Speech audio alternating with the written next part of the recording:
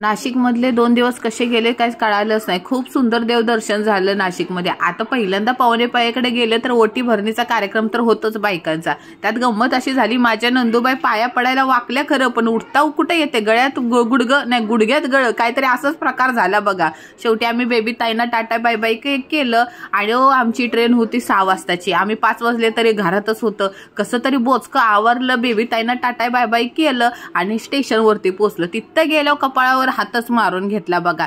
1 तास झुकझुक गाडी आमची लेट होती। मग काय, एकतर घरी जाऊ वाटत नव्हतं। 2 दिवस फुल एन्जॉय केलेला फॅमिली सोबत। परत कधी चान्स भेटणार आहे सहकुटुंब सहपरिवार उंडगायला फिरायला मौज मजा करायला काय माहित। ट्रेन मधनं आम्हाला नाशिकवरनं उचललं आणि ठाणा स्टेशनवर नेऊन आपटलं बघा। सगळ्यांचे थोबडे उतरलेले होते, कारण का आता मज्जा संपली ना, घरी जाणार ना। सगळ्यांना टाटा बाय बाय केले बघा। 3 दिशेला तिघी जणी गेलो बघा। आता परत भेटू।